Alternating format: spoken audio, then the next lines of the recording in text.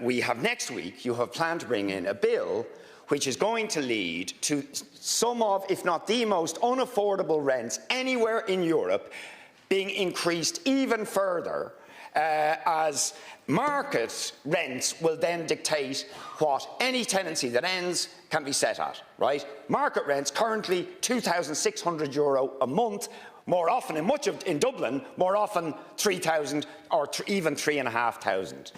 Shocking levels. And we now have the CSO figures that show, I mean, honestly, 36,000, very marginal improvement. But we need 50, according to the central bank, we need 50 to 60,000 houses a year in order for the government to meet its 2030 targets. I'm the hope in hell, not a hope in hell, of reaching the housing need that has been agreed by many bodies, including by the government. By the way, we also, from Mitchell McDermott today, have proof it's nothing to do with planning permissions. We have loads of planning permissions, not planning objections. It's not planning objections that are the problem, as Mitchell McDermott. We have 32,000 planning permissions that are being sat on. No judicial reviews. Have the planning permission, not happening because of viability. What does that mean?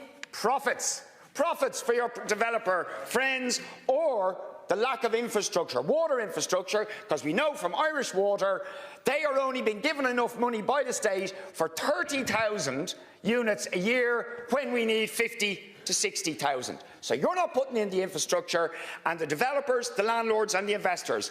And Minister Lawless summed up the government's policy earlier this month. He said, housing is about international markets. It's actually a spreadsheet in Zurich or New York or Antwerp, more so than a builder looking at a site in Longford or Roscommon that's actually deciding what happens here. That's it. That's the policy. The investors in Zurich, Antwerp, New York, profit-driven, tell the government to jump, and you say, how high? How high? Meanwhile, the housing misery continues. The most unaffordable rents, record numbers of people homeless, totally unaffordable house prices, and speculation and land hoarding as developers and investors sit on planning permissions waiting for you to pass even more legislation in their favour so that profits can go up. Tánaiste, please.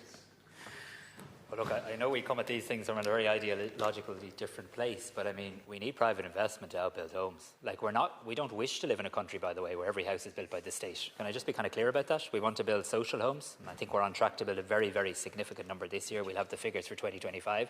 We want to build affordable homes, and heaven forbid, we'd also like more private homes, Deputy Boyd Barrett, and that ain't a bad thing either.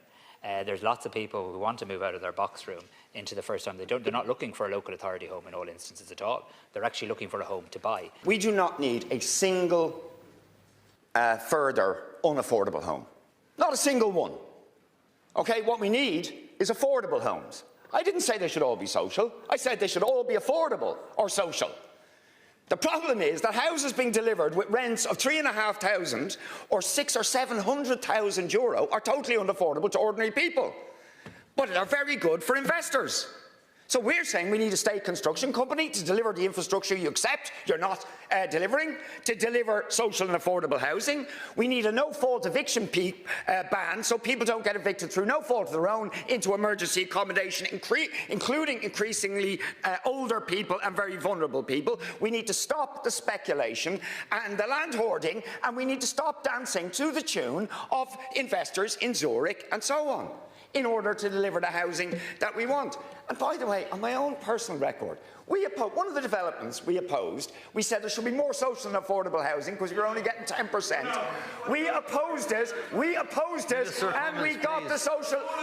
We said there should be more social and affordable housing, and we got the 100% because we opposed. You should be showing good example. Only 10%, we got 100% because we put in a submission on it.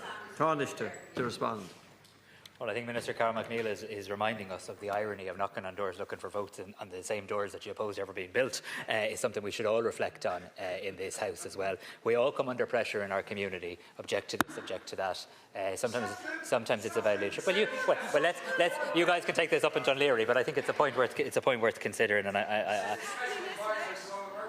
Sorry, hang on a second. Says the democratically elected TD for Dún Laoghaire and Minister. Anyway, the Minister's well able to handle herself, and I'm sure she'll pursue this.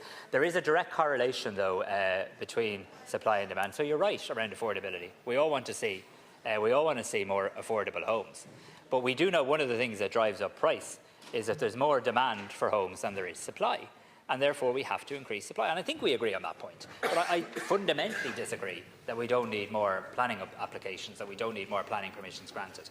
I think we absolutely do. And we also need more land zoned. And I'm getting pretty tired of the local authorities who think they've done enough, because we need to actually overzone in terms of land, because not all zoned land actually correlates into new housing developments. Every local authority now needs to look at how it can do to make sure there's enough zoned land, and what we will do in partnership with them is help provide the funding to make sure that land is then serviced.